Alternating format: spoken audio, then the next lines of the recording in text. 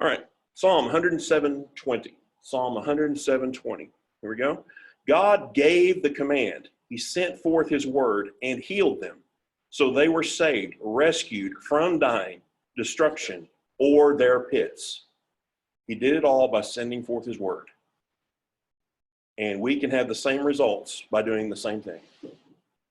Send forth that word. Believe that he is watching over that word to perform it, to make sure that it comes to pass in your life. And that alone, that in itself, is sufficient power, sufficient anointing, sufficient strength, energy, whatever word you'd like to put in there. That is sufficient to get you out of whatever situation you're facing. Mark 16:20. Mark 16:20. We're reading it together. Yes. Ready? Here we go. And they went out and preached everywhere, while the Lord, Master, kept working right with them and confirming the message, proved that their preaching was true, validating the message with indisputable evidence by the attesting signs and miracles that were performed that closely accompanied it. Good morning. It's going good, but it wasn't. It happens. All right, Acts 4:29-31. Acts 4:29-31. Here we go. And now, O Lord, hear their threats and give us, your servants, great boldness in preaching your word. Stretch out your hand with healing power. May miraculous signs and wonders be done through the name of your holy servant Jesus. After this prayer, the meeting place shook, and they were all filled with the Holy Spirit. Then they preached the word of God with boldness. Now remember, it was their boldness that got this guy healed, that got them in the situation where they had to pray this prayer. So instead of them shutting up, instead of them doing what the religious leaders instructed, hey, no, you can't preach in that name anymore. You can't do this stuff anymore. Instead of adhering to, oh no, they're coming down on us. We gotta redirect here. God, give us more boldness. Turn up the power. Turn up the volume. Let us go at this more aggressively. Good. Oh, turn it up. Turn it up. And we so often retreat. We get into situations like that and back down. Well, I don't want to cause any waves. I don't want to be a disturbance. I want to be considered to be tolerant. And oftentimes we're wrong in that pursuit. And what we should be saying is turn it up. God, turn it up.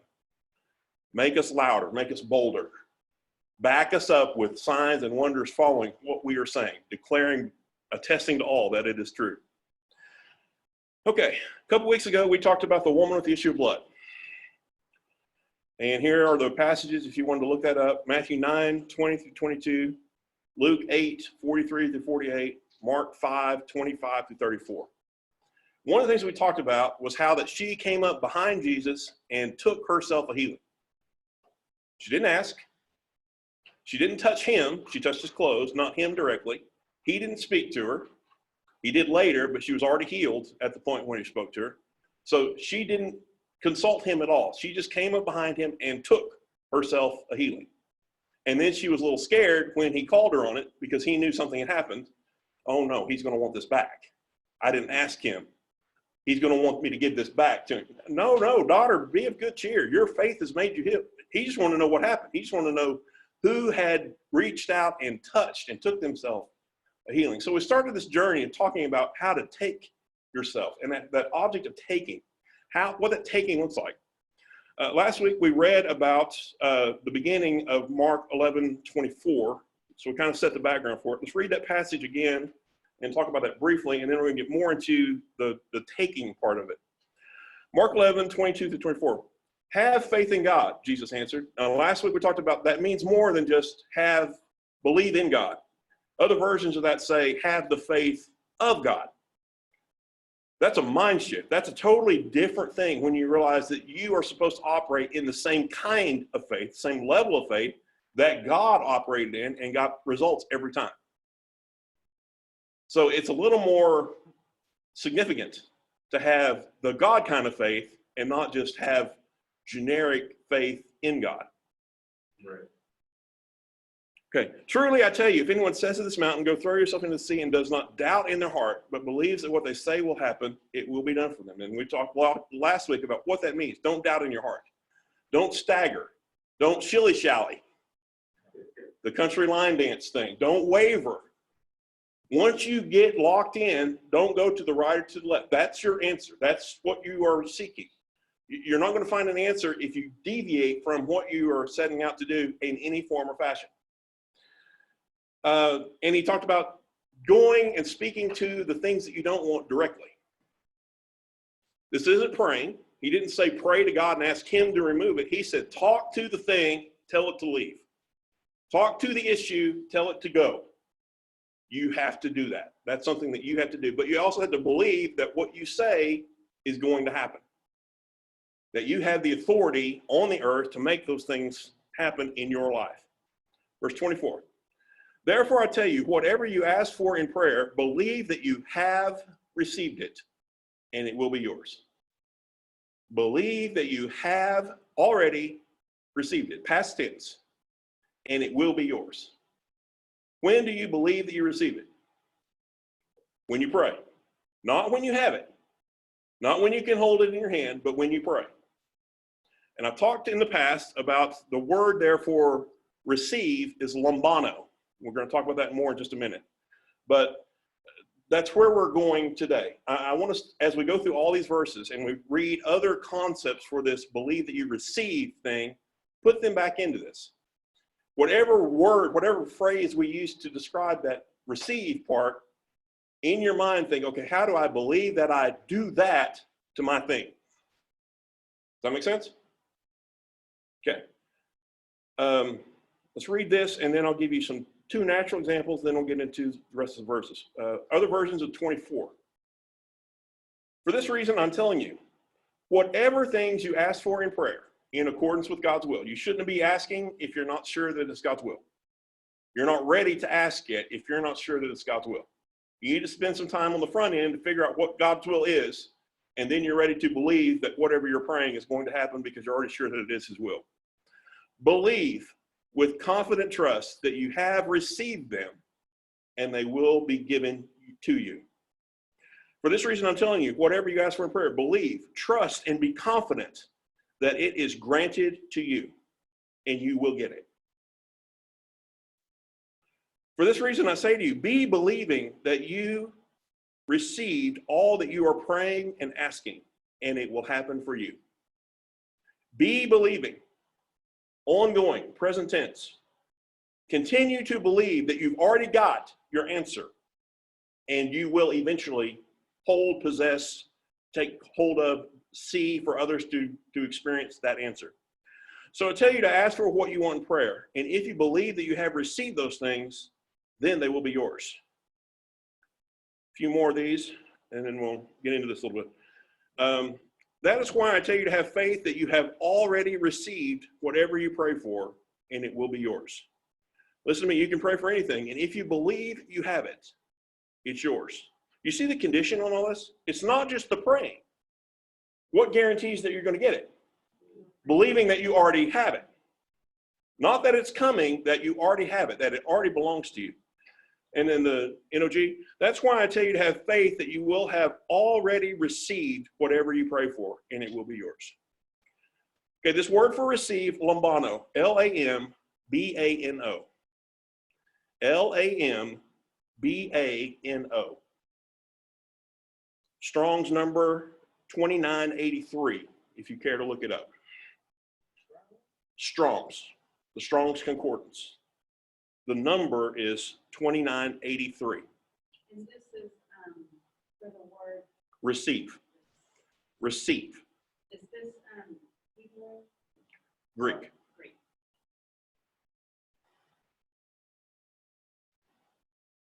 And what we're going to do is do kind of a word study on that word. So I'm going to show you verses where that word is translated in other ways to give you a sense of what this word means. But like I said, every time in your mind, whatever we read and we see that word, put that in the place of believe that you receive your healing, believe that you receive your finances, believe that you receive whatever it is you're asking for in prayer. Okay? That's your exercise. Go ahead. May I ask a question? Absolutely. That may pull the trigger on the answer? Sure. Okay, excellent. So that word receive, I really believe that it's talking about the finished work on the cross, right? Okay. So since we know that we were healed, it's the same thing as whatever else we have. So that healed word means wholeness, wellness. Right. And so within that, we've already received it. So that's why we can believe that we already have it. Correct. Yeah, it is a finished work from that perspective. Absolutely. Now, I will say that at the moment when he said this, he hadn't gone to the cross yet. So he's still giving you the principle of faith, even though that thing hadn't been done yet. So he is doing the same thing. He's calling the thing finished, even though it hadn't been finished yet. He said, now in a few weeks, this is all going to be legit and certified, and documented, and all that stuff. So you can do this. Go ahead and start now. Don't wait. I'm going to go ahead and call this thing completed. I'm going to go ahead and call this thing finished, even though I haven't gone to the cross yet. Good point. So everybody with me so far? Let me give you a natural couple of examples of this first, and then we're going to talk about the verses. First natural example. Do any of you play the lottery? Now, this isn't a sin question. I'm not going to get on your case if you do. It doesn't matter to me. Do you know anybody that plays the lottery? Yeah, I've got a friend who's a knucklehead and he plays the lottery, whatever. Don't claim any guilt here. Okay, you buy a lottery ticket. Powerball gets up to $200 million. So you buy a lottery ticket. And they're doing the drawing one night. So you're watching the drawing on TV. First number, oh man, I've got that one. The second number, all right. The third number, I've got that one. And it keeps going, fourth, the fifth. Your excitement is building here. All 6 numbers, I've got all 6 numbers. What did you just do? You just won the lottery, right? You're going to get a portion of whatever that value of that lottery was. Are you excited at this point? At this instant, do you have your money yet? What do you have? A ticket that gives you a strong reason to believe that you have already received your money, even though you don't have your money. Does that make sense? Yes. We have a piece of paper also that says we are healed. We have a piece of paper also that said God is our provider. We have a piece of paper also that says God is our peace. God is our deliverer. Fill in the blank. The odds are better on ours, much better. Absolutely. Absolutely. But isn't it funny that we can place so much trust in that piece of paper for that lottery ticket, which here today, gone tomorrow, whatever, and so little trust in God's word, which is reliable from now on. Do you see how you are believing that you have already received it, even though at that moment in time you don't have any money yet? Second example, you go on vacation. Excellent, praise God. Well, you make reservations for your plane. You make reservations for your hotel room. You make reservations to rent a car. And they give you a confirmation number for all this stuff, right? So you go on your trip, you get to where you're going, you go check in the hotel that night. I'm so-and-so, and I'm supposed to have a room tonight. Oh, I'm sorry, we don't have a room for you. Wait a minute. And you pull out your confirmation number, your email or whatever out of your bag. I have a confirmation number here that says, I have a room here tonight. Now, if they don't have a room for you, what are you going to do at that desk? Something's going to change. Now, I don't care if you're going to have to throw somebody else out. I don't care if you're going to have to go build me a room right quick. Whatever you've got to do, I have a room here tonight, and this number guarantees that I have a room here tonight. We have believed that we have received that room, even though we're not in the room yet.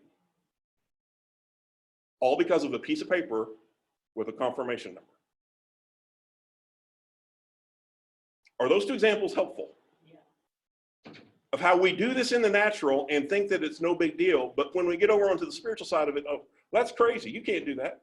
You do it all the time. You just don't want to give God that much credit.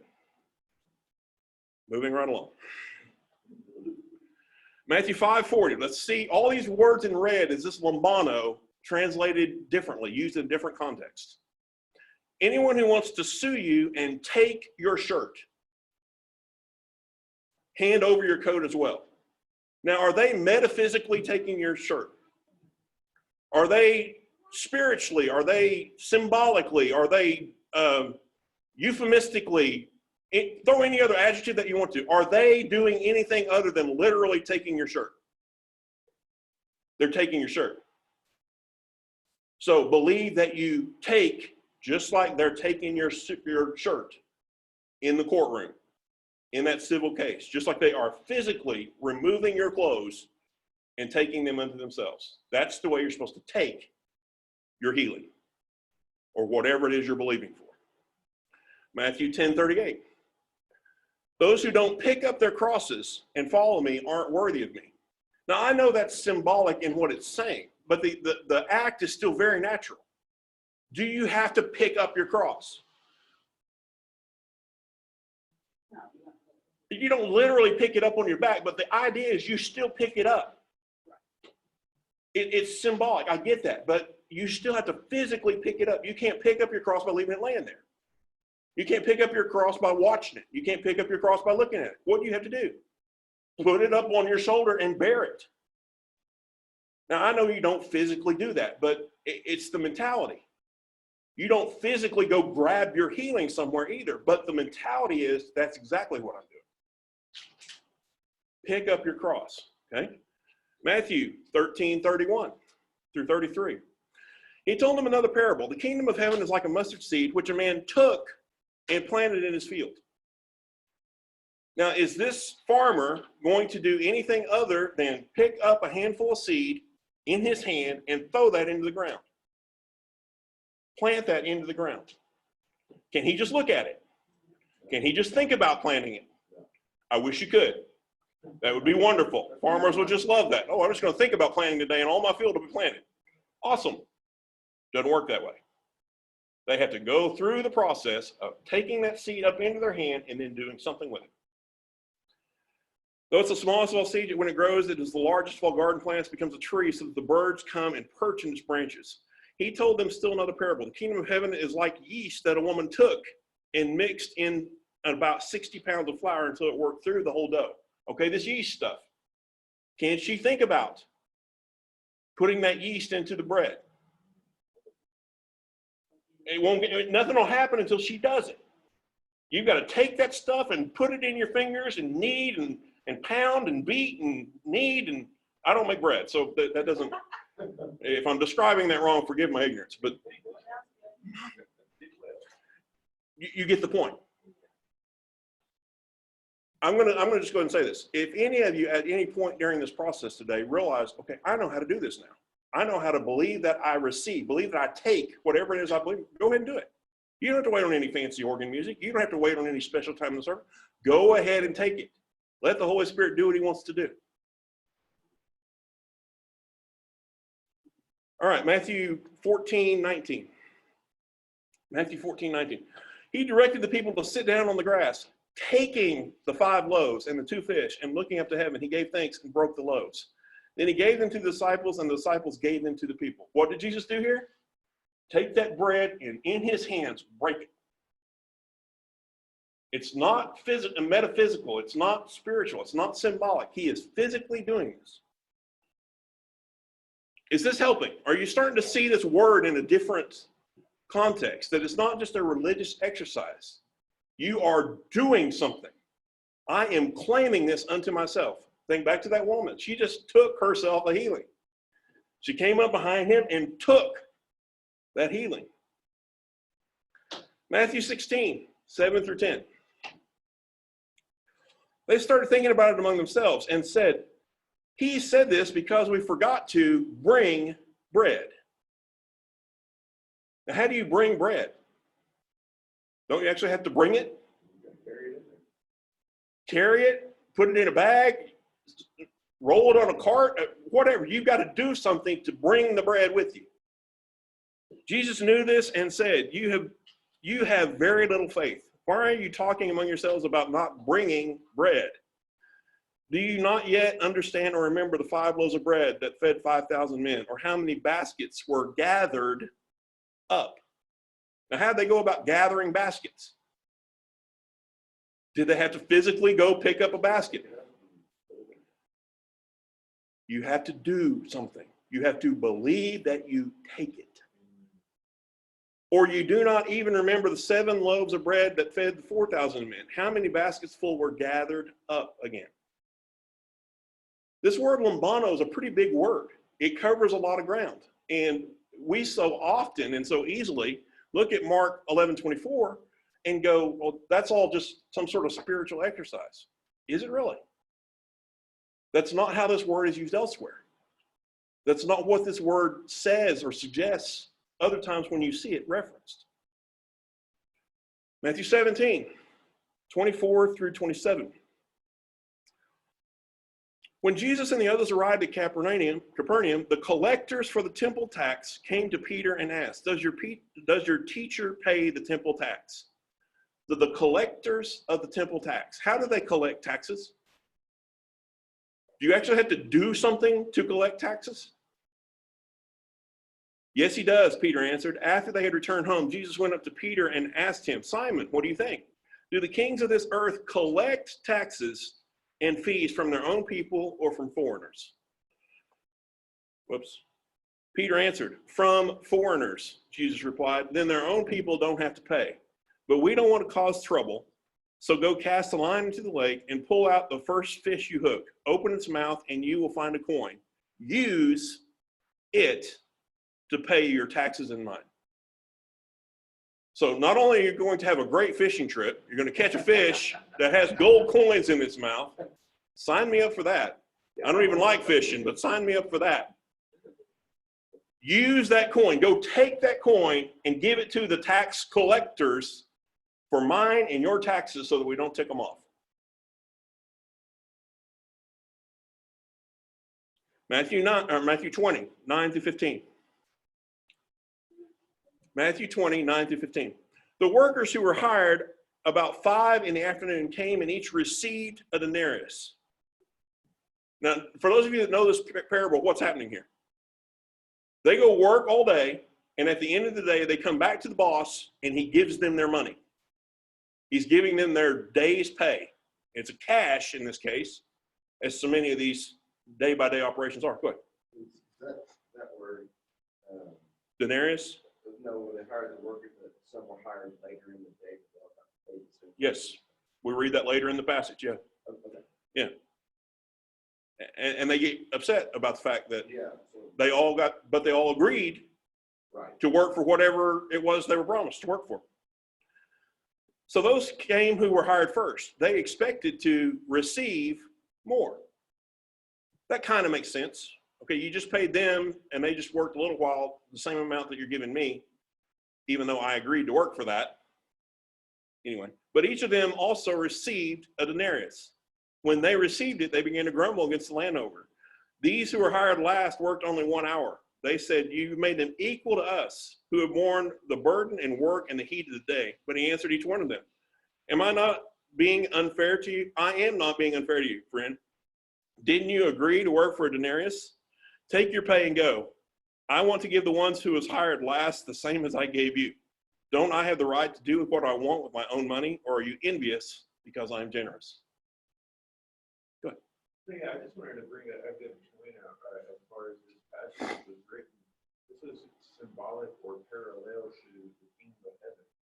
And so, some people carry their whole life with the Lord, doing the Lord's work and dying themselves and picking up the cross. And so it's the same as somebody who receives Christ right before they pass, which is the same as the Lord, which is everlasting life in the kingdom of heaven. And we can also take that same concept within this and put it into practice in our everyday life. A lot of the times people will experience different things in the gospel where somebody new with no experience comes in maybe the same that they're and even in some cases even more. Right. But we got to be able to be content, not complacent, but content what we have, because that is where the blessing is with Christ. And that's good, but like them, if you agreed to work for that, then it shouldn't matter what anybody else gets paid. Now, if somebody else comes in and they're making more, okay, no, this isn't right. I've got to change my expectation here. Not being ungrateful, not being difficult. I just got to start believing God. Okay, I'm going to have a raise here. It's fair that I get a raise because I've been here a long time. I've been doing this for several years, but I can't complain about it because I agreed to work for that. You can't hold something against the employee. Correct, correct. Because they're doing what they need to do at the moment. Exactly. And I experienced that. I helped hire a guy in our department. The manager let the team interview and help make the decision. And he came in, I'd been there 15 years at the time, and I had just gotten up to the place where my salary was just a little higher than where he started. And I'm like, oh, wait a minute, that ain't right.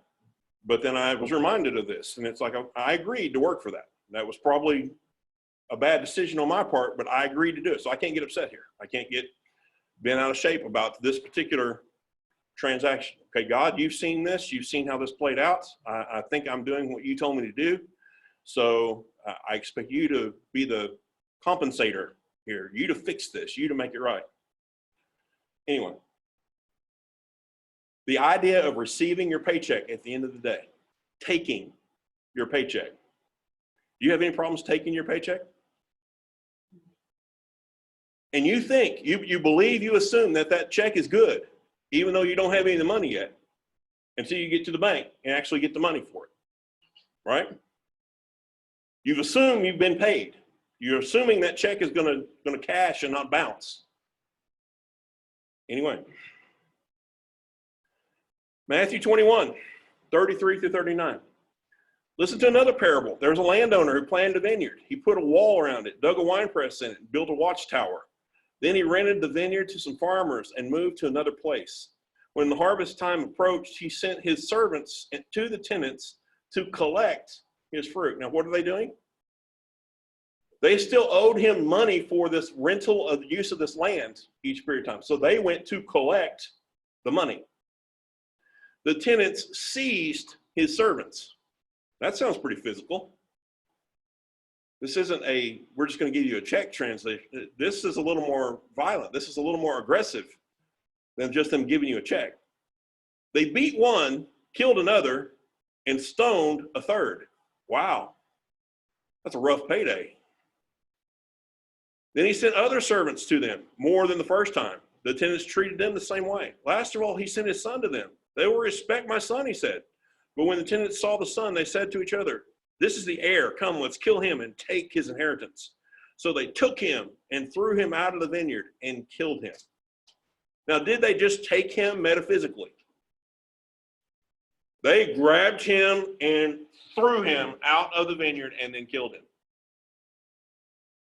You have to take what you believe that you have prayed about. Matthew 25, 1 through 4. Is this helping? Getting this over and over and over again? Is this letting you see what's happening here when you believe that you receive it? At that time, the kingdom of heaven will be like 10 virgins who took their lamps and went out to meet the bridegroom. Now, did they physically have their lamps in their hand? They did. 5 of them were foolish, 5 were wise. The foolish ones took their lamps, but did not take any oil with them. The wise ones, however, took oil in jars along with their lamps. So you've got some people carrying some lamps. You've got half of them extra in addition to their lamps carrying oil. And you've got half of them not carrying oil, but they're carrying stuff. They took stuff in their hands. Drop down a few verses. Matthew 25, 14 through 25. Matthew 25, 14 through 25. At that time, God's kingdom will also be like a man leaving home to travel to another place for visit. Before he left, he talked with his servants. He told his servants to take care of his things while he was gone.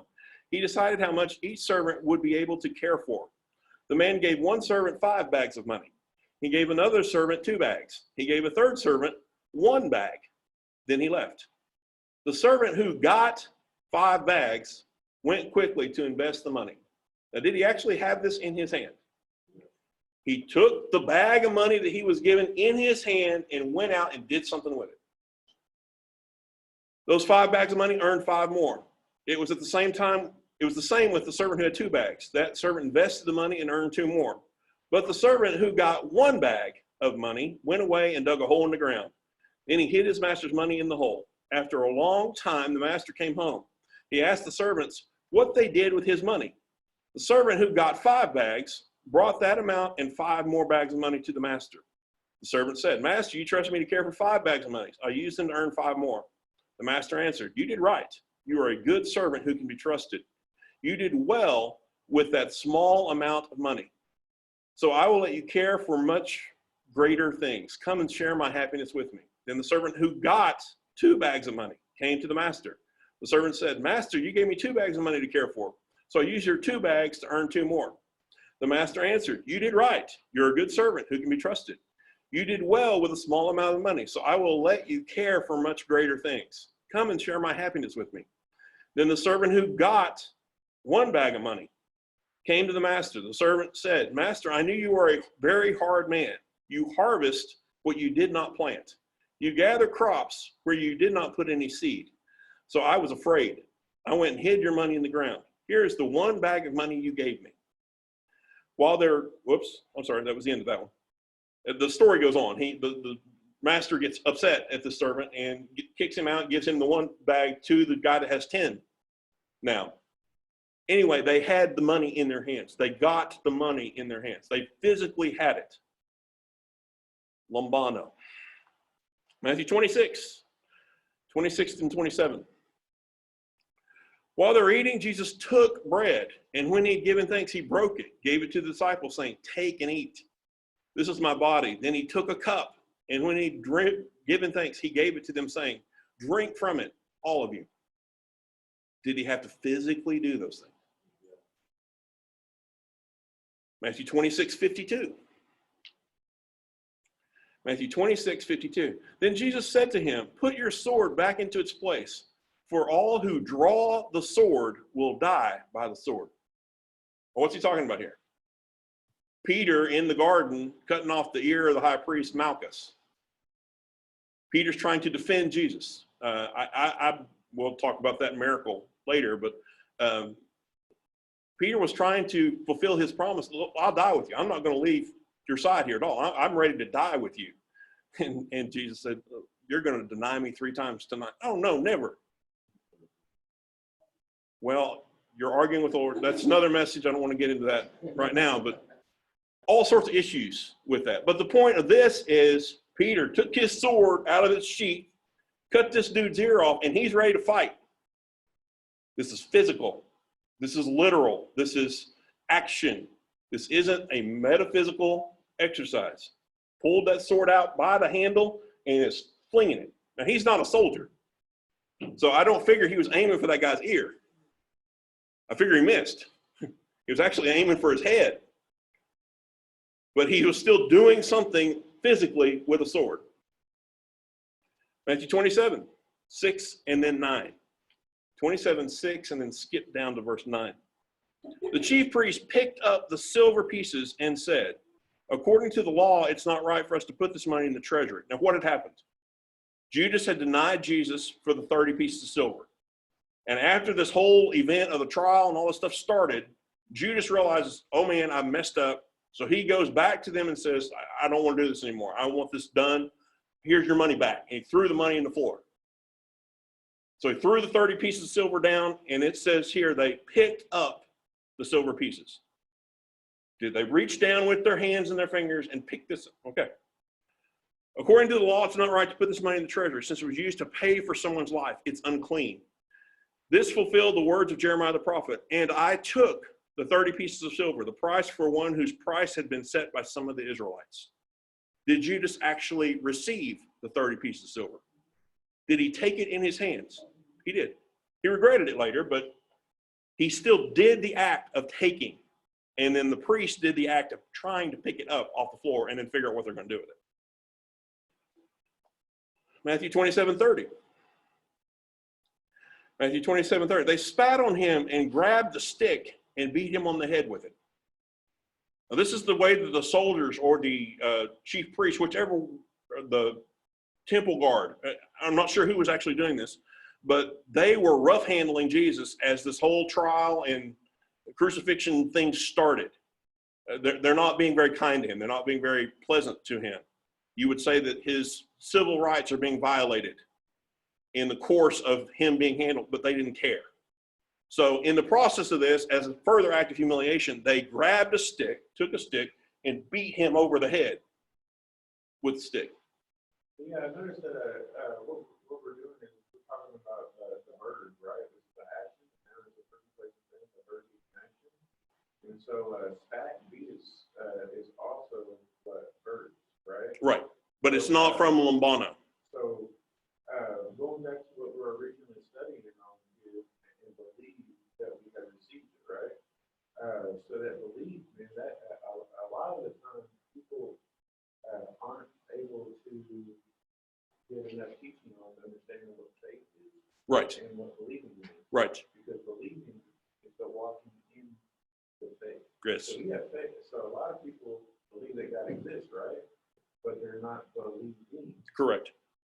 So belief and believing are actually Are different things. Yes. Within the same word. Yes. It's to try to get the mind shift from believing there is a God to having the faith in God to think yourself. To take something from the spiritual and walk it out in the physical. Right. We were, yeah. And you're right. The believing part is a key part of that. But my focus here is, what are we believing? And we are specifically believing that we take it into our hands, that we have physically possessed. And that's my emphasis today, is to get us to physically possess. And note that it says you just have to believe that you did it. You don't actually do it. You believe that you did. Where do you believe? You believe in your heart. You believe in your heart. You don't have to believe in your head. In fact, you probably won't believe in your head. The beauty about faith is, while you're doubting in your head, you can still believe in your heart. Right. Yep. But I'm focusing now on the taking side of it. Believe that I take it. Believe that it's already mine. What does that taking look like? What does it mean? And I'm hoping that these are kind of giving you a sense. Go ahead, Eunice. Oh, absolutely. So it's actually very similar to the purification of blood. So I at one point had like a very cyst, and it was just hemorrhage, it was bleed out. And I tried going to the OBGYN, and they were giving me birth control and like hormonal pills to stop the bleeding, and nothing would stop the bleeding. And I remember just going to a Wednesday night service, like an everyday service, and during the worship, God brought that imagery to my mind of the woman with the issue of blood, and I was like, you know what, I'm just gonna take it. I'm gonna take my healing, you know, I know that God wants to heal me, and like I just felt in my spirit that I was healed. Like I didn't feel different physically, but I just knew that something happened, and I remember going home and I'm like, I'm sorry, you know, and I'm like, no, but I believe that I'm not healed. And then I started watching it over the next few days. It started gradually declining. Awesome. I wasn't bleeding out on, like, I would bleed out so much that it was like past menstrual pads, past towels, past like layers and layers of like absorbent clot. And over the next few days, it was like less and less. Awesome. And I'm like, Praise God. something did happen that day, Right. even though it didn't like, I didn't see it manifest like right away. But like, I really believe this. Like, you really have to believe that you just took it and like something just happened, you know. No, she's receiving something over there. Oh, okay. Yeah. So no, that's so. And so often we get confused by the fact that we mentally think, okay, I want to believe that God is able to do this. I think that God can do this, but we don't claim it as being ours for some reason until we have it, until we actually can hold it. And you won't get there. You only receive the things that you go ahead and take in advance and believe that you have already took them before they actually show up. Just like there was no change in your body necessarily immediately, but over the next few days, over the next few weeks, it changed. You took what you needed to take. Is this starting to make more sense? Are you starting to see what is involved when you believe that you take it? And you don't even have to have it yet because you know you already have it. even though you don't have it. Just like that lottery number. I'm going to get that money. All I have is this ticket that says I'm going to get that money, but I'm going to get that money. You have the promise. And faith is the thing that says, oh, my title deed to that promise is in the earth, it exists, and I'm walking my way towards it. It's coming my direction. But that's far different than, oh God, heal me. Oh God, heal me.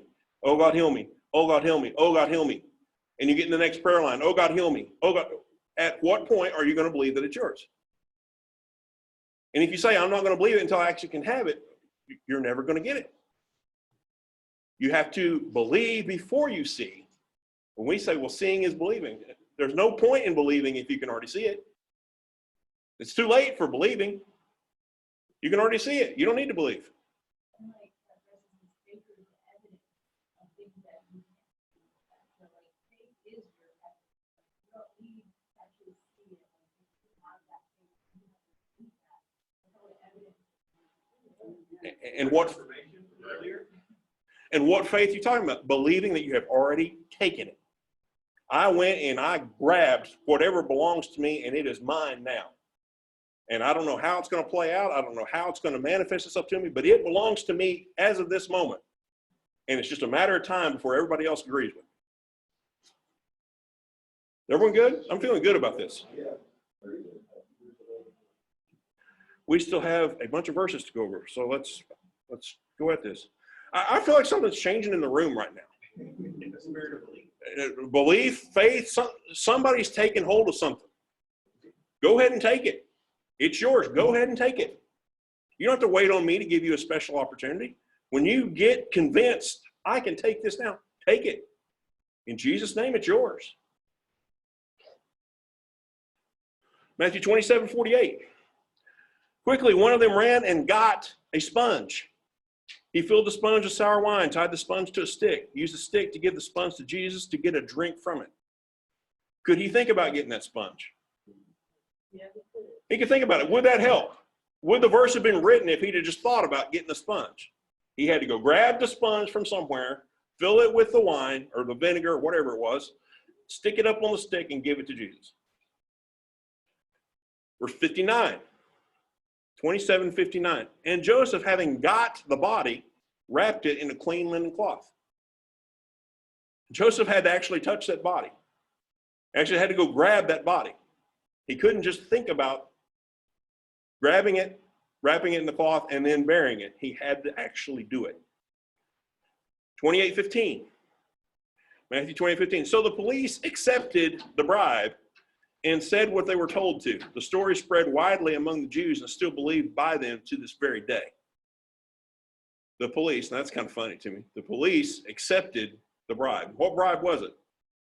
You need to say that you fell asleep and the disciples came and stole the body while you were asleep. Now, that was a death sentence for falling asleep on duty like that. So it had to be in cahoots or they wouldn't have even been around to tell the story. But anyway, they accepted the bribe and then spread this lie. They took the bribe. Mark 9:36. Mark 9:36. Jesus reached for a little child, placed him among the 12, and embraced him. Mark 12:19 through 22. Mark 12:19 through 22. Teacher, Moses gave us a law that if a man's brother died, leaving a wife but no child, the man must marry the widow and raise up offspring for his brother. Now there were 7 brothers. The first one took a wife and died, leaving no children. The second brother married her and died, leaving no children. The third one did the same, and all 7, leaving no children. Last of all, the woman died also. So we've got marry and took and married again from this same word. That's pretty serious. You don't just think about marrying somebody. You either marry them or you don't marry them, but you have to do something here to say that you married them. Luke 5, verse 5. Simon replied, Master, we worked hard all night to the point of exhaustion and caught nothing in our nets, but at your word, I will Do as you say and lower the nets again.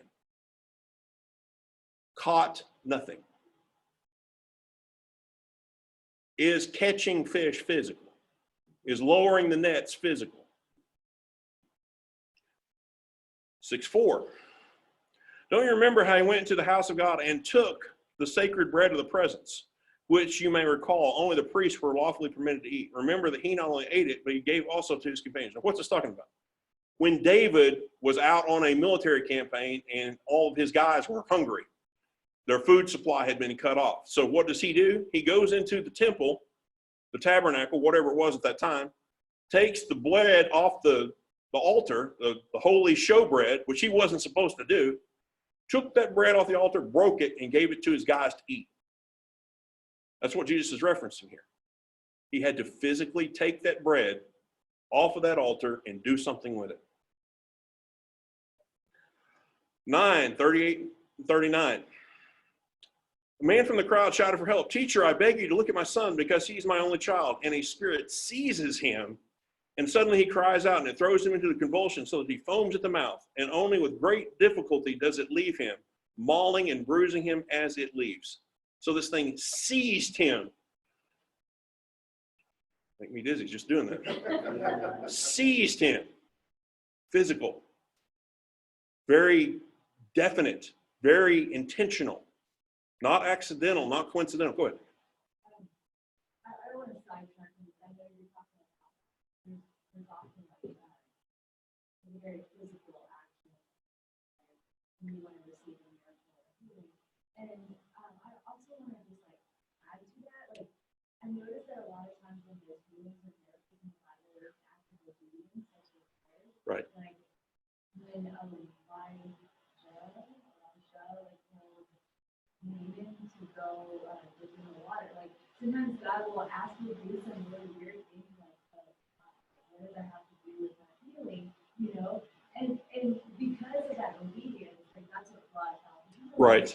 And also sometimes it could just be like listening to like you, like the Holy Spirit's giving you. Like one of my friends, her son got diagnosed with ADHD, and she's like, I do not like accept it. I do not like receive this diagnosis. And the Holy Spirit gave her this instruction to check his ears. And so she went to the doctor and she's like, can you like hearing test him? And he was like 90% deaf. Wow. In that ear. And so it's actually like he was misbehaving because he was not hearing instructions from the teacher. You know, but that was like a word of knowledge from the Holy Spirit. That's cool. And so once they got the hearing fixed, his ADHD Went away. Right. So like be listening to the Holy Spirit, you know, because healing may not happen the same way every time, or it may not happen like a supernatural healing like you're expecting it to, but God will give you instruction and like, you know, choose on what to do. You know, even if it's like weird, just be obedient. That's good. We miss the supernatural so many times because we expect it to be wrapped up in the spectacular. Right. And we don't have the right to dictate to God how or when he does what we're asking him to do. There's no verse that gives us that authority. There are plenty of verses that say, if you believe, it will happen. In my time, in my way, the way that I see fit, not the way that you're predetermining it. And we get disappointed when it doesn't happen the way that we have already mapped it out. Go ahead.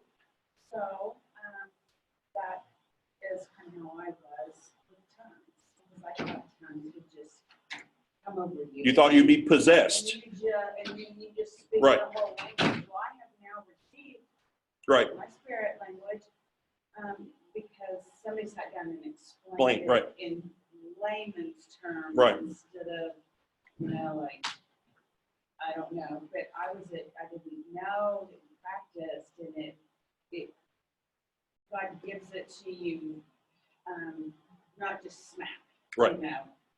But the people I talked to, like, they were baptized when they came up, they were speaking in tongues, and I just expected it to be like, bam, you have it. Right. And so I was praying for it wrong, praying about it wrong. I was doing everything wrong, but once somebody sat down and Correct. Yeah. That's a good told example. me it's not going to knock you over the head. You practice, you learn it, God just gives it to you. Yes. Another example that's like addictions. People that have addictions, some of them are delivered immediately.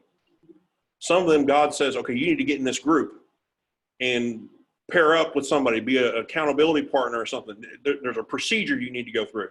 Others, they'll just throw down the cigarettes or throw down the whatever at some point in time.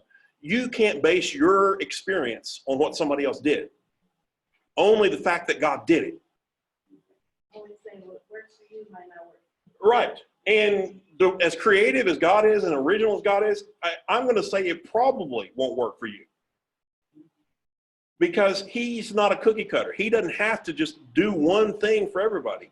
He wants you to be unique. He wants your experience to be unique. See, I was jealous of you because I feel like, you know how we started at the same time? Man, he knows way more, he's getting more spiritual. And I'm like, what am I doing wrong? But I realized that your journey and my journey is always going to be different. And I compare myself, even though we started at the same time. So, yeah, so I had to learn that because I was like, you come in and say this, and I'm like, I don't even know all that. I see you. The Bible says that comparing ourselves with ourselves, we're not wise. And I was talking to Danny about this recently. Growing up, I was always the kid that was out in front of everybody else spiritually. I don't want to say it to brag, but my friends were there playing games. They were there just goofing off, and I didn't ever do that. That doesn't mean I was completely serious all the time, but I didn't do the things that they did. So I always judged myself favorably by looking at them. I would always, if you took whatever spiritual test or account you wanted to take by comparing me with my friends, I'd always come out on top. But then the God had to show me, okay, you're not comparing yourself with them. That doesn't help you at all. You need to compare yourself against me. And I'm like, oh, whoa. Now that's a whole different trip right there. That's a whole different level of comparison. I lose that comparison every time. I can't beat myself up about that, but you got to change this. You got to work on this. You got to fix this. You got to do some things differently here. Whereas before I was always on top. So we look at somebody else who came into this at the same time as we did, and they got better results. Well, why is that? I don't know. And I dare say that anybody that tries to tell you they don't know, unless they got a word of knowledge about it, are making something up. God wants your experience with him to be unique. Now, he will do the same things that he did for somebody else for you, if you're willing to walk through your journey to get to that same result. Does that make sense? Okay, John 6:21. They gladly received him into the boat, and immediately the boat was at land to which they were going. They received him in the boat. Did he have to get in the boat? Did they welcome him in the boat? Oh, we're just going to think about welcoming you into the boat. Here, come into the boat. They had to receive him into the boat. John 12:3. Mary brought in a pint of expensive perfume made of pure nard. She poured the perfume on Jesus' feet. She wiped his feet with her hair, and the sweet smell from the perfume filled the whole house. She brought in this jar, carried it in her hands into this room, and anointed Jesus' feet. Verse 13. So they gathered branches of palm trees to wave as they celebrated his arrival. Crowd shouting, Hosanna! He who comes in the name of the Lord is truly blessed and is King of all Israel. Can you gather branches without actually gathering branches? 13:4. So he got it from the table, took off his robe, picking up a linen towel, he tied it around his waist. Towel was on the floor, he had to pick it up and tie it around his waist. Drop down a few verses. Verse 12. After he washed the disciples' feet, he put on his robes, returned to the place at the table. He said to them, do you know what I've done to you? It didn't just happen. He didn't just use the force and pick those robes up off the floor and put them around himself. He picked them up with his hand. Wherever he had laid them, took his hand, picked them up. 18:31. Pilate said, take him yourselves and judge him by your own law. But we have no right to execute anyone, they objected. Look, I'm done here. I'm done with him. I don't find any fault in him. If you want him dead, you take him and do with whatever you want to. I don't want to be involved in this. This isn't my thing. I don't convict him. You take him, get him out of here, and do whatever you're going to do. Leave him alone. 19:1. Pilate ordered that Jesus be taken away and whipped or flogged. Take him away to be whipped or flogged. He's bound, he's held, the soldiers grabbed him, take him, motivate him, push him to wherever they're going to flog him. Verse 6. As soon as the chief priests and their officials saw him, they shouted, crucify, crucify. But Pilate answered, you take him and crucify him. As for me, I find no basis for a charge against him. Verse 23. Soldiers crucified Jesus. They took his clothes, dividing them into 4 shares, one for each of them, with the undergarment remaining. This garment was seamless, woven in one piece from top to bottom. And they ended up casting lots to see who would win this garment. But they had to take the garment first, put it up in their hands. Verse 27. For he said, John, look, she will be a mother to you. From that day on, John accepted Mary into his home as one of his own family. Jesus from the cross, taking care of his mother. Okay, look, I'm about to be out of here. She's going to need somebody to take care of her. You take care of her. You take care of her. Could that happen just in symbolism? No, you take care of her. 1940, they took the body of Jesus with the spices, put it in the linen cloths. This is the way the Jews made the body ready for the grave. After Jesus is raised, chapter 21, verse 13, Jesus came, took the bread, gave it to them. He did the same with the fish. Acts 3:3-5. When he saw Peter and John about to go into the temple, he began asking to receive alms. But Peter, along with John, fixed his gaze on him and said, look at us. He began to give them his attention, expecting to receive something from them.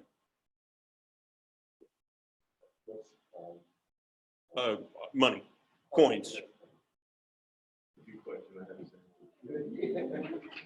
say. An alms is a specific type of offering for the poor.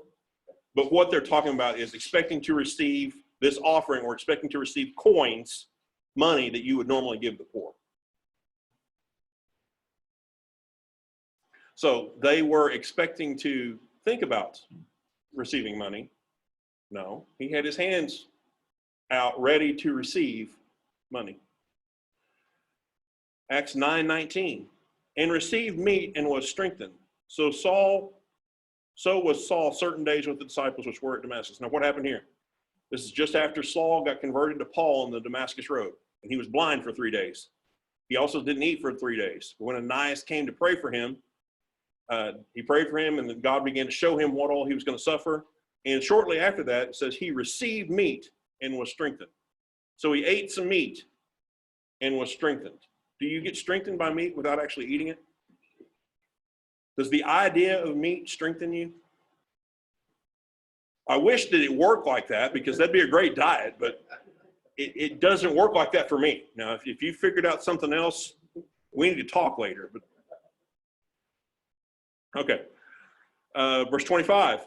But his followers took him by night and lowered him in a basket through an opening in the wall. Acts 26:10.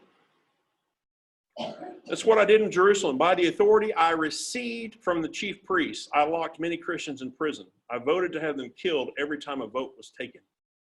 So Paul's giving his past history as Saul. And he received authority from the chief priests to do this. He had orders. He had, if you want to call it today's vernacular, he had a warrant from the chief priests to arrest and to persecute and to kill the Christians. Did he actually hold that authority, that paper? He did. Oh, yeah. Yeah, he had a paper. He was authorized by the chief priest to go and do this on their behalf. So if anybody ever questions by what authority you're doing this, He had a document. 1 Corinthians 9, 24 and 25. Do you not know that in a race all the runners run, all the runners run, but only one receives the prize? So run that you may obtain it. Every athlete exercises self-control in all things. They do it to receive a perishable wreath, but we an imperishable. All these people that train for the Olympics, when they finally get their moment and let's say they have won the gold medal in the Olympics, they're up on the podium about to receive that gold medal. How do you think they would feel if you said, oh, we're doing imaginary virtual medals today? I'd be ticked. That would not be a pleasant situation. But they do all that stuff that they do to receive something that's eventually going to pass away. It doesn't really account for a whole lot in the grand scheme of things, but they physically receive that medal. 2 Corinthians 11:8. I robbed other churches by accepting more than their share of financial support for my ministry to you. What's that mean? You guys didn't pay your fair share of my livelihood. So what I did is unfairly took additional stuff that probably shouldn't have been directed to me from other churches, but I still took the money. I accepted. I received the gifts. 2 Corinthians 11:24. 5 times I received from the Jews 39 lashes. I'm sure he was wishing you could metaphysically receive the lashes. Hebrews 7, 8, and 9.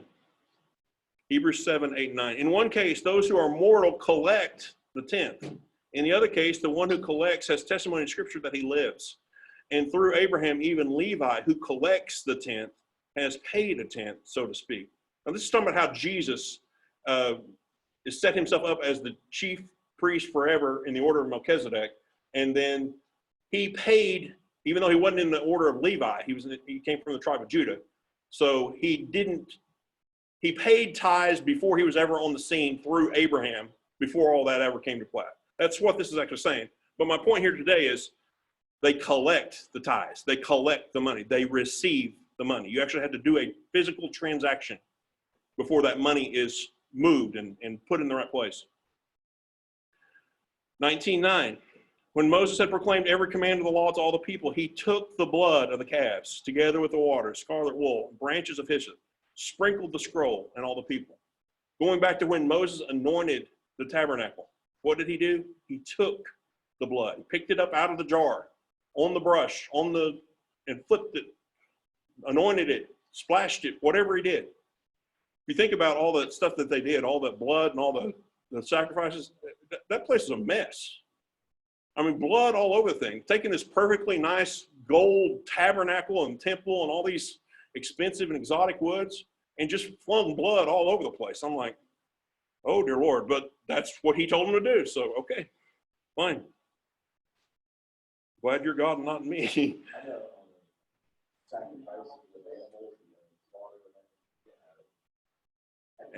And these robes, I mean, he went to great trouble to describe what the robes were. And the first thing you're supposed to do is flip blood on that robe to anoint them, to commission them as priests. I'm like, why'd you go to all the trouble to make the robe white? But whatever. Figure that out later. 2 John 1:10. 2 John 1:10. If anyone comes to you and does not bring this doctrine, is disloyal to what Jesus Christ taught, do not receive him. Do not accept him. Do not welcome him or admit him. So if somebody comes preaching a different gospel, you are not obligated to sit there and listen to them. You're not obligated to accept them as part of the brotherhood. In fact, it says don't do that. Don't accept, don't receive, don't welcome, don't admit, don't take him in. Revelation 5, 7 through 9. Revelation 5, 7 through 9. He came forward, took the scroll from the right hand of the one seated on the throne. When he took the scroll, the 4 living creatures, the 24 elders, fell down before the Lamb. Each held a harp and gold bowls full of incense, which are the prayers of the saints. They took up a new song, saying, You're worthy to take the scroll and open its seals because you were slain. And by your blood, you purchased for God persons from every tribe, language, people, and nation. Revelation 8:5. The angel took the censer, filled it with fire from the altar, hurled it on the earth. There came pearls of thunder, rumblings, flashes of lightning, and an earthquake. Revelation 10:8-10. Then I heard a voice from heaven spoke to me once more. Go take the scroll that lies open in the hand of the angel who's standing in the sea and on the land. So I went to the angel and asked him to give me the little scroll. He said to me, take it and eat it. It will turn sour, it will turn your stomach sour, but in your mouth it will taste sweet as honey. Now, I'm not sure I would have done that. Here he's saying, take the scroll and eat it. It's going to taste great in your mouth, but it's going to be sour in your stomach. Why would I want to eat that? No, I'm not doing that. I took the little scroll from the angel's hand and I ate it. It tasted as sweet as honey in my mouth, but when I had eaten it, my stomach turned sour. Okay, I think we got one more here. Revelation 14:9-11. If the third angel followed them, saying with a loud voice, if anyone worships the beast and his image and receives the mark in his forehead or his hand. Now, what's this talking about? The mark of the beast. As we get closer and closer to like vaccinations for COVID and other things, don't you ever think about getting anything in your right wrist or your forehead. I don't care what they advertise it as being, what they say, don't do it. Mark of the beast, and once you do it, it's irreversible. You can't come back from that. Doesn't matter how they package it, doesn't matter what they do, but don't do that. If anyone receives this mark, don't you have to physically receive it before it counts? I just thought about receiving it. No, you actually have to have it injected, have it imprinted, or whatever it is they're going to do. All right, skip that. Okay, one more. Revelation 22:17. The Holy Spirit and the bride, the church, the true Christians say, come. Let him who is listening say, come. Let everyone who is thirsty, who is painfully conscious of his need of those things by which the soul is refreshed, supported, and strengthened, and whoever earnestly desires to do it, let him come. Let this person take, appropriate, and drink the water of life without cost. Will water to a thirsty man do anything if you don't drink it? You can have 15 bottles of water in front of a thirsty man, and he starved to death, die of dehydration with all that water sitting in him if he doesn't take the water and drink the water. So we've talked about believe that you take, this lambano word. We've talked about it meaning take, pick up, bring, gather, collect, seize, got, draw, grab, accept, reach for, marry, catch, undergo, put on, asking to receive, obtain, welcome, admit, invite, appropriate, drink. That's pretty good. All of those are physical words. All those things require action. So what's this saying? Believe that you take it. Believe that you pull it into yourself. Believe that you seize it, and then you'll have it. Does that change the way you pray? Does that change the way you expect? If it doesn't, I've missed something. If it doesn't, I've messed up here when you do this again. But no, I'm not going to do that.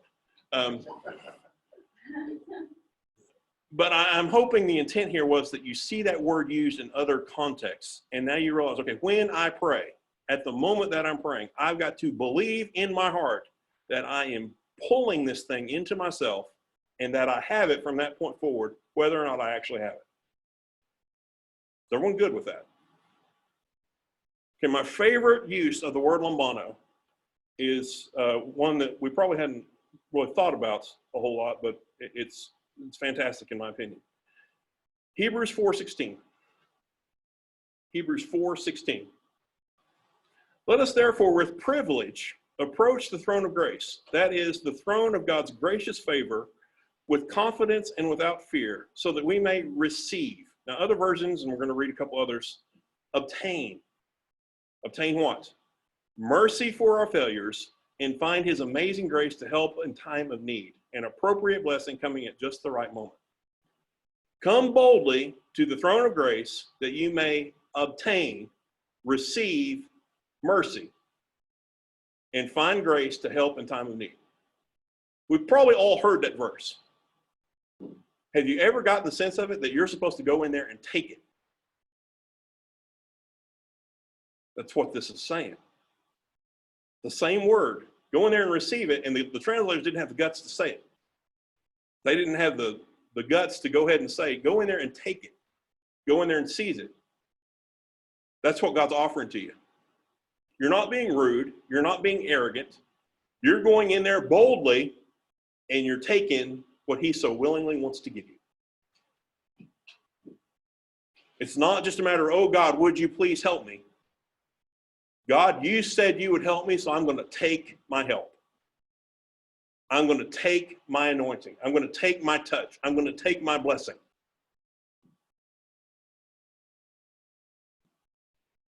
Read this in 2 other versions.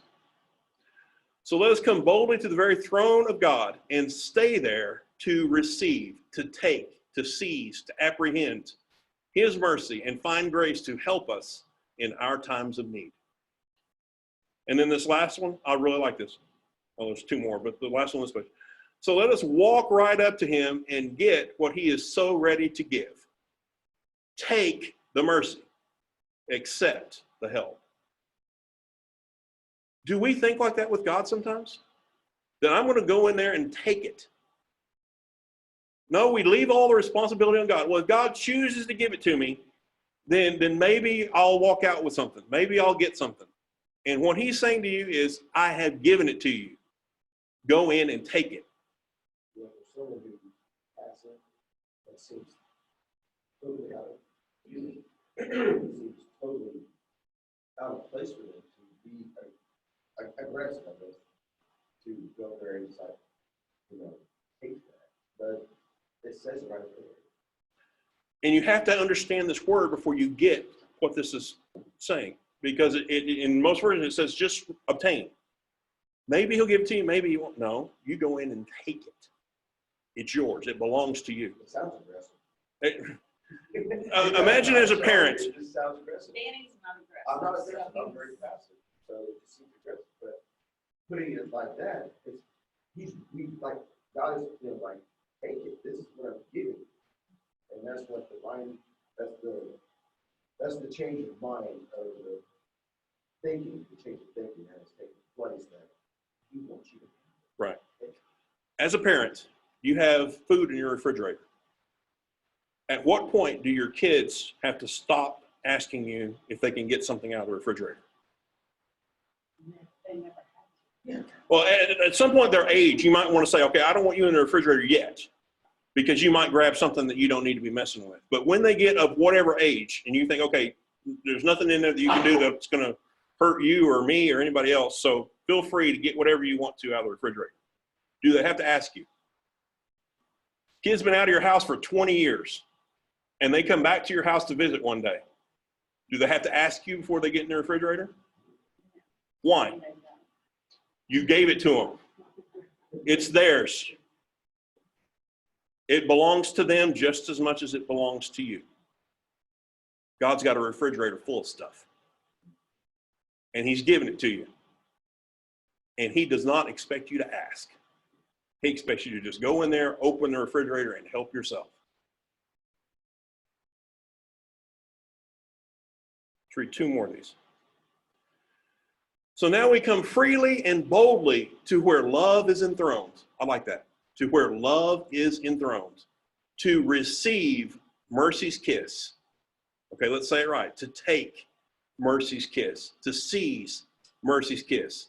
To obtain mercy's kiss. To apprehend mercy's kiss. And discover the grace we urgently need to strengthen us in our time of weakness.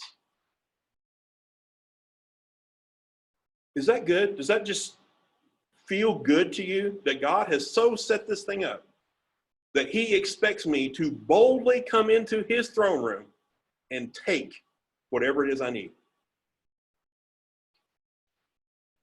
I think back to Psalms 23. At the end of Psalms 23, it says, he prepares the table before us in the presence of our enemies.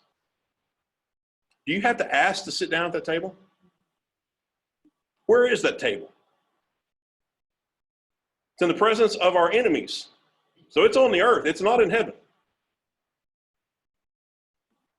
You don't have any enemies in heaven. So what's he saying there? Me as the good shepherd, I have spread this table out before you on the earth right here and now. And you as my beloved sheep have full access to the table. Come and eat. Come and grab whatever it is you need. Come and take whatever it is that's on the table available for you. You don't have to ask. I've already given it to you. You don't have to wait until I answer you. You just come take it. That's good. That's good. But you've got to do it boldly. And this verse is predicated on the fact that you come in there boldly. You can't come in there and go, oh, God, maybe you can help me. That's not bold. You won't get to the taking side of it until you go in there boldly. Let's read this last one. Let us be coming, therefore, with boldness to the throne of grace, in order that we may procure mercy and find grace for seasonable help. Now, does it change your mindset about God a little bit when instead of asking him to do something for you, you just go in and take what he's already done? Who are you waiting on? We say, oh, I'm waiting on God. No, you're not. He's waiting on you to come take it. He's already spread it out. He's already given you permission. He's already made it all available. And so often we think, I'm waiting on God to do it. No, you're not. He's waiting on you to get bold and go to where it is and take it for yourself. Take the mercy. Take the grace. Wow. Are we called to be passive in this Christian life? Now that's easy for some of us and some easier than others, because your personality, like you were talking about, is more passive than aggressive. Mine too. I can relate very much to that. But where God is concerned, I've got to get to the point in my relationship with him, in my intimacy with him, in my closeness to him, where I am comfortable, even though I'm passive by nature, being very aggressive when it comes to taking what he's given me. Because that's how he expects me to act. He's not going to do any more than he's already done. He doesn't have to do any more than he's already done. So if I'm waiting on him to do something, what am I saying? God, you didn't finish it. You didn't do enough. And he's saying, oh no, I absolutely did enough and more than enough for anything you ever are going to need. You just need to come take what I've already given you. Go ahead. Oh, okay. I'm hoping that something shifted. This all started with a lady that came and took her healing. She finally got a revelation of the fact that this belongs to me. Jesus wants me to have it. I'm going to go take it. And then when he turned around and goes, who touched me? No wonder her fear about, he's going to want this back. I didn't ask him. And then he reassures her, oh, daughter, you did great. You did awesome. You did exactly what you were supposed to do. You came and took yourself a healing. Congratulations. Your faith made you whole. Your boldness to come take it made you whole. Go in peace. And he's saying the same thing to you. Step up boldly. Take what he's already given you. Believe that you have already taken it. Believe that you've already pulled it into yourself. Walk away and act like it. Walk away and talk like it. And then he will back you up. He will make sure that that thing that you're saying, that thing that you have taken to yourself, is clearly manifest for everybody else to see in just a matter of time.